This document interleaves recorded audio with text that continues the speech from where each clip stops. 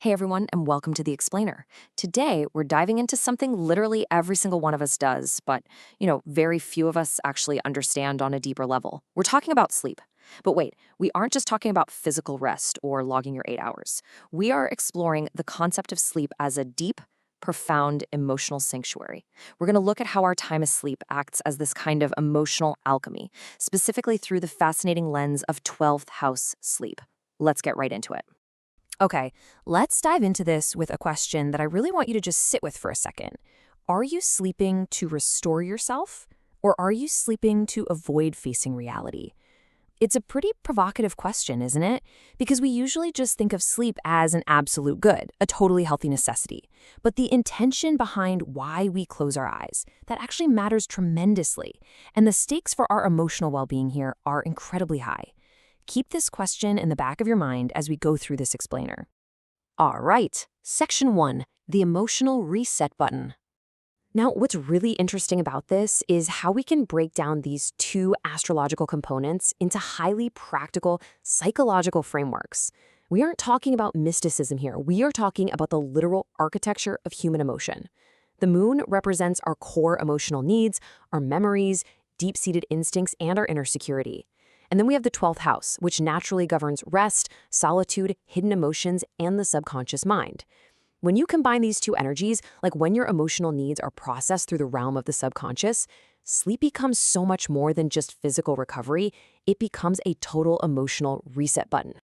Just think about what happens during a normal day. For highly sensitive people, they act like a subconscious sponge. They're constantly absorbing the emotional energy of their surroundings. Every interaction, every stressful moment, every tiny disappointment, it all just gets pulled right in. But they might not express it, right? They keep it completely calm on the outside. But inside, oh man, inside the mind is incredibly busy. All those unsaid feelings, all that absorbed energy, it doesn't just vanish. It quietly settles deep into the subconscious, stocking up hour by hour, just waiting for the external noise to finally stop. Which leads us to Section 2, Nighttime Emotional Housekeeping. And this brilliantly illustrates what happens when the external noise actually does stop. As the room gets quiet, as your breathing slows down, the real work begins. And honestly, sleep science perfectly mirrors our psychological framework here. Just look at the balance. On the physical side, we have deep sleep. Your body repairs itself, it restores your physical energy, and it strengthens your immune system. But on the emotional side, we have REM sleep. This is where the emotional housekeeping happens. During REM, your brain is actively processing the emotional experiences of your day. It's organizing your memories. It's regulating your feelings. For someone whose emotional world naturally operates through the subconscious, this nighttime process is absolutely intense. I really want you to feel the weight of this idea. Sleep becomes the place where the heart continues conversations the conscious mind never finished. Just think about that. Think about the arguments you walked away from, the grief you just pushed down to get through the workday, the words you left unsaid. When you finally sleep, the subconscious steps in to finish that exact work. Old emotions rise gently, memories return. A good night's sleep isn't just resting your bones, it is actively altering your emotional state way more than you probably realize when that alarm goes off in the morning. Moving on to Section 3, Restoration versus Avoidance. Let's move to and see how this builds into the shadow side of this deep connection. Because when sleep holds this much emotional power, it can very easily be misused. When life feels emotionally overwhelming, when the daily input is just way too much to process, sleep can quickly twist from a healthy recovery tool right into a hiding place. It's incredibly easy to fall into maladaptive habits. We're talking excessively long naps, oversleeping day after day, staying in bed simply to avoid difficult situations, or withdrawing entirely into the world of dreams. And look, it feels comforting in the moment, absolutely. But here is the stark reality.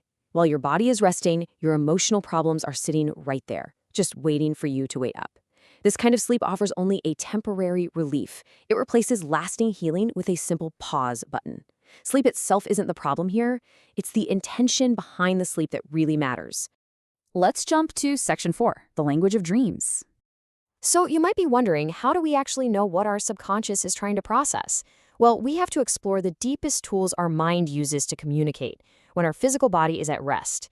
And to be clear, dreams are not about predicting the future. No, they are a distinct, vital language of the subconscious.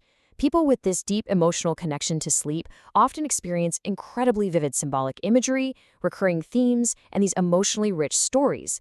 It's literally the heart quietly trying to reveal unresolved feelings and process everything it absorbed during the day.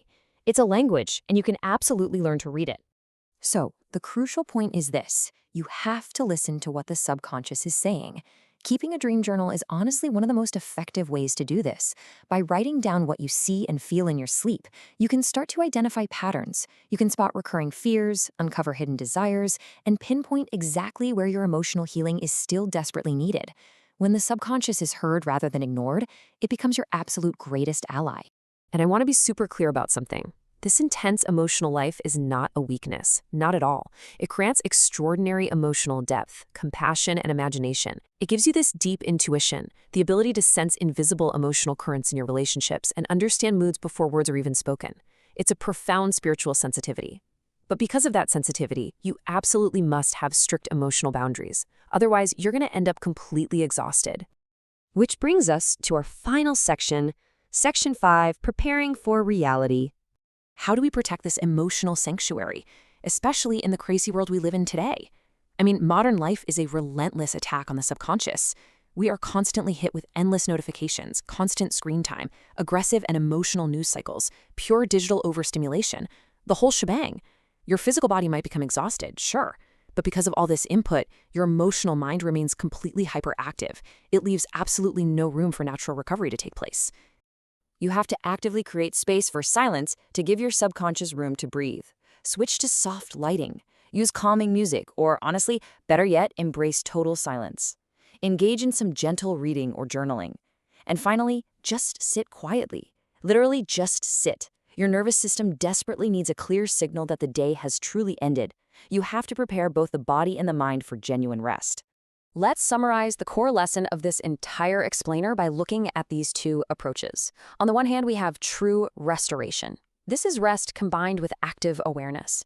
It's having the emotional honesty to acknowledge difficult feelings and actually let your subconscious process them. On the other hand, we have the trap of avoidance, burying your feelings beneath a long sleep, completely ignoring the language of your dreams, and essentially using your bed to hide from life. Remember, true rest begins inside the heart, long before it ever reaches the body. I want to leave you with this final, resonating thought. Deep sleep is a gift. It settles our emotions and organizes our memories. But the greatest healing only comes when you wake up ready to face life, rather than continuing to escape it. Sleep is not meant to replace reality. It is meant to prepare you for it. So I ask you one last time. Tonight, when you close your eyes, are you retreating from the world, or are you preparing to face it anew? Thanks for hanging out with me for this explainer, and take care of yourselves.